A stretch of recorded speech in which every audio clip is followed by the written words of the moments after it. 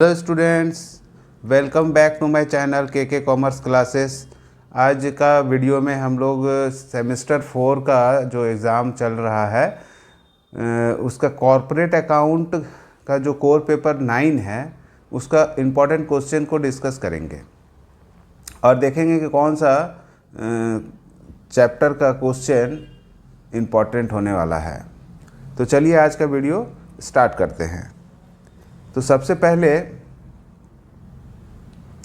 पहला क्वेश्चन है, defined holding company, what is consolidated balance sheet and how is it prepared. सूत्रधारी company को परिभाषित करें, समेकित वित्तीय विवरण क्या है और इसे कैसे तैयार किया जाता है।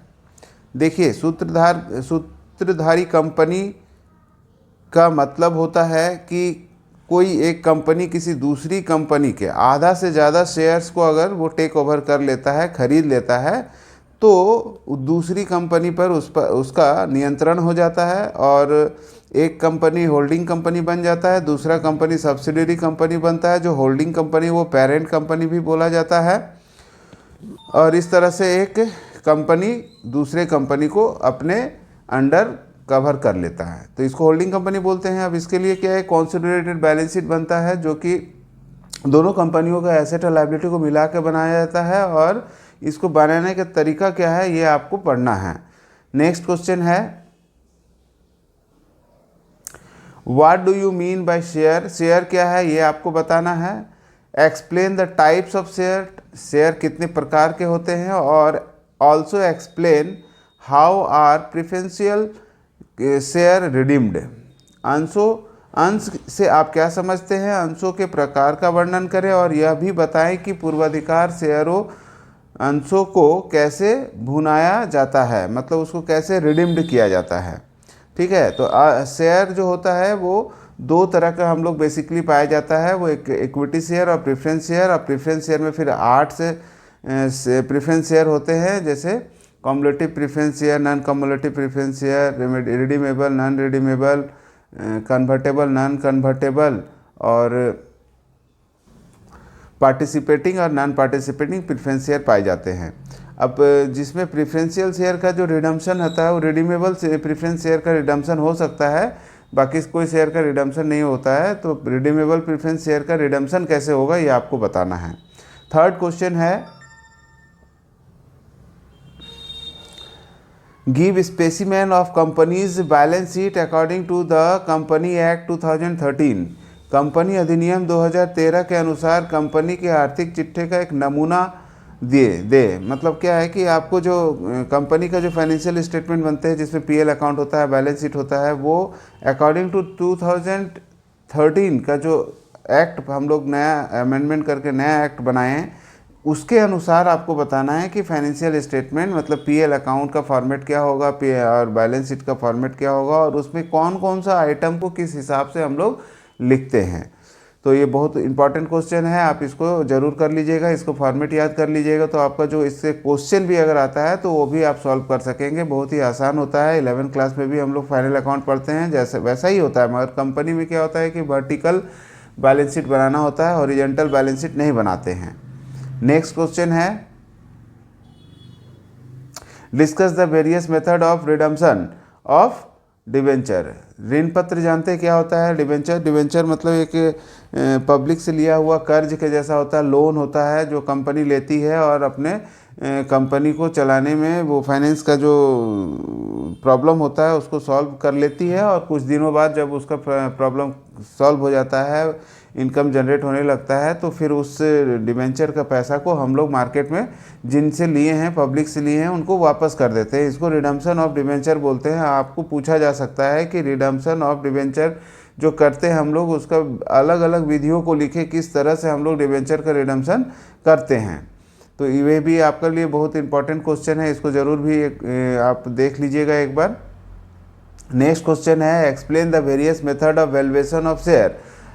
जो हम लोग कंपनी जब चलाते हैं तो जो शेयर हम लोग मार्केट में बेचते हैं, तो मार्केट में जब वो शेयर बिक जाता है तो शेयर होल्डर मान लो फेस वैल्यू 10 रुपया वाला शेयर खरीदे हैं, तो वो 1 साल बाद, 2 साल बाद, 3 साल बाद कंपनी का जब रोटेशन अच्छा होता है, प्रॉफिट अच्छा होता है, तो वो शेयर का जो रेट है वो बढ़ जाता है। वो इसलिए बढ़ जाता है क्योंकि कंपनी प्रॉफिट जनरेट करेगा, तो प्रॉफिट किसको देंगे? शेयर होल्डर को देंगे। तो ऑटोमेटिक है कि जो 10 का शेयर है वो प्रॉफिट जो डिविडेंड जुड़ने के बाद वो ज़्यादा का शेयर हो सकता है, हो जाएगा।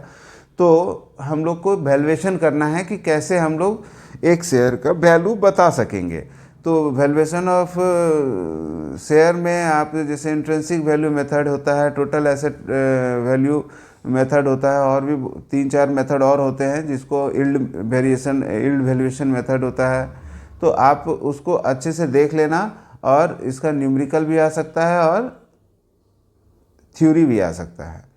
तो चलिए नेक्स्ट क्वेश्चन देखते हैं क्या है। What is goodwill and also discuss it's different valuation method. देखिए ख्याति क्या है और इसकी विभिन्न मूल्यांकन विधि पर भी चर्चा करें।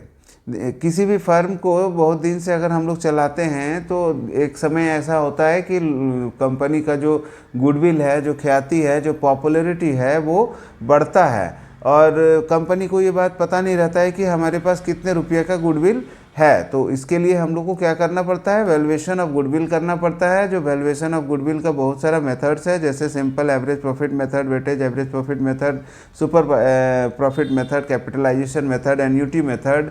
आपको क्या करना है कि आपको गुडविल क्या है और उसका मेथड्स क्या है, उसको आपको अच्छे से तैयार कर लेना है।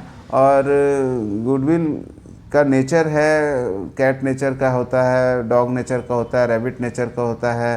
तो आप उसको भी थोड़ा ध्यान से देख लीजिएगा, ताकि आप गुडविल को अच्छी तरह से एक्सप्लेन कर सकेंगे। नेक्स्ट क्वेश्चन है, देखिए ये वीडियो हम लोग बहुत मेहनत से बनाते हैं, बहुत टाइम लगता है। तो अगर आप वीडियो को देख रहे हैं, आपको पसंद आ रहा है, तो आप चैनल को सब्सक्राइब कर ले, ताकि इस तरह का वीडियो आपको बराबर देखने के लिए मिले। नेक्स्ट क्वेश्चन है, discuss the merit and demerit of amalgamation and what entries are made in the books of the transferee company in case of amalgamation in the nature और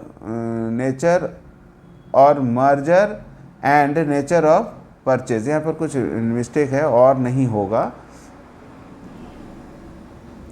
ठीक है, नेचर ऑफ होगा, nature of merger and nature of purchase. ठीक है, तो ये आपको समझ में आ रहा है कि एमलगमेशन का मेरिट और डिमेरिट आपको लिखना है, और साथ में ये भी लिखना है कि ट्रांसफरी कंपनी, जब एमलगमेशन होता है तो ट्रांसफरी कंपनी के बुक में कौन कौन सा जनरल एंट्री होगा। हिंदी में है, समामेलन के गुण और दोषों पर विचार करें और समामेलन की प्रकृति या विलय और खरीद की प्रकृति में अंतरिक्ति कंपनी की पुस्तक में क्या प्रविष्टियाँ की जाती है, इसको आपको लिखना है। ठीक है, नेक्स्ट क्वेश्चन है, explain the types of reconstruction, give accounting general entry in internal reconstruction.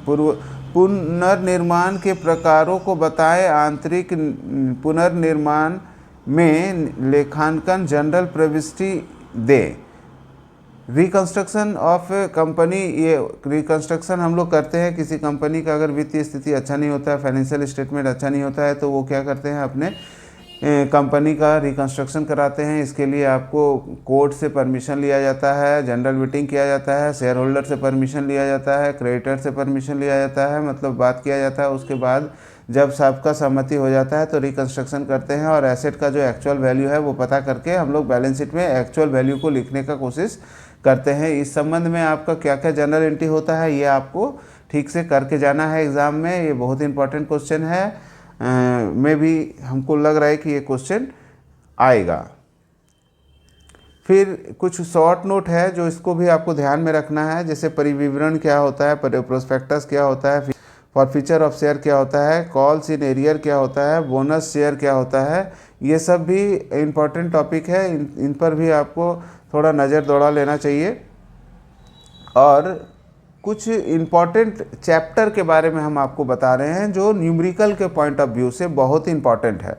ठीक है, आप जो न्यूमेरिकल बनाएंगे, आपका जो क्वेश्चन आएगा उसमें 9 क्वेश्चन आएगा, जिसमें पहला क्वेश्चन तो इम्पॉर्टेंट होगा कि कंपलसरी होगा कि सब क्वेश्चन आपको अटेंड करना है। बाकी 8 क्वेश्चन में से 4 क्वेश्चन आपको दिया जाएगा, जिसमें से 4 या 3 क्वेश्चन आपका न्यूमेरिकल का रहेगा। अगर आप सारा न्यूमेरिकल बनाएंगे तो नंबर आपको ज़्यादा मिलेगा और आपका जो स्कोर ज़्यादा होगा नंबर का। तो आप न्यूमेरिकल अगर बनाना पसंद करते हैं, न्यूमेरिकल पढ़े हैं, तैयारी किए हैं, तो forfeiture of share with pro rata allotment, जिसमें प्रोराटा अलॉटमेंट हुआ है बाद में जाके उसका शेयर फॉरफिट करना है, वो वाला क्वेश्चन आप लोग ज़रूर पढ़िएगा। रिकंस्ट्रक्शन में आप इंटरनल रिकंस्ट्रक्शन का जो क्वेश्चन है उसको थोड़ा देख लीजिएगा। Redemption of share, redemption of preference share में लमसम मेथड होता है। रिडम्पशन का जो लमसम मेथड है वो इम्पॉर्टेंट है। और वैल्यूएशन ऑफ गुडविल में तो ऐसे 4 मेथड होता है, बट सब आसानी मेथड होता है, तो उसमें से कुछ भी पूछा जा सकता है आपको। मगर वैल्यूएशन ऑफ गुडविल का जो भी क्वेश्चन है वो कुछ प्रैक्टिस करके आप लोग जाना। और होल्डिंग कंपनी में कोई भी कंपनी अगर आता है आपके पास, अगर 100% शेयर खरीद लिया है तब तो कोई दिक्कत नहीं है, मगर 60% शेयर, 70%, 80% शेयर अगर होल्डिंग कंपनी खरीदता है तो आपको एक माइनॉरिटी इंटरेस्ट का कैलकुलेशन बढ़ जाता है। माइनॉरिटी इंटरेस्ट का कैलकुलेशन अच्छे से करके जाना। और कंसोलिडेटेड बैलेंस शीट कैसे बनाते हैं वो भी देख के जाइएगा। आपको बुक में 8 से 9 स्टेप्स उसमें दिया हुआ है, सारा स्टेप को अच्छे से फॉलो कर लीजिएगा। इस गेस्ट क्वेश्चन या फिर सेलेक्टेड क्वेश्चन का ये वीडियो है, इसलिए हम पूरा डिटेल्स में इसको बात नहीं कर सक रहे हैं, क्योंकि वीडियो लंबा हो जाएगा और आपको कुछ यूज़फुल इन्फॉर्मेशन भी नहीं मिलेगा। तो आप लोग बुक से ज़रूर ये सब देख लेना। बहुत ही इंपॉर्टेंट क्वेश्चन आपको हम बताए हैं। उम्मीद करते हैं ये सारा क्वेश्चन आप लोग करके जाएंगे और आएगा क्वेश्चन आपको इसी में से। ठीक है, अगर चैनल में नए हैं तो चैनल को सब्सक्राइब कर लीजिए और बेल आइकन भी प्रेस कर लीजिए, ताकि आने वाले परीक्षा का जो भी सेलेक्टेड क्वेश्चन है वो हम आपको अपलोड करेंगे और आपको नोटिफिकेशन जाने के कारण आपको तुरंत पता चल जाएगा कि ये इम्पोर्टेंट क्वेश्चन है। तो आज का वीडियो यहीं पर समाप्त करते हैं। Thank you.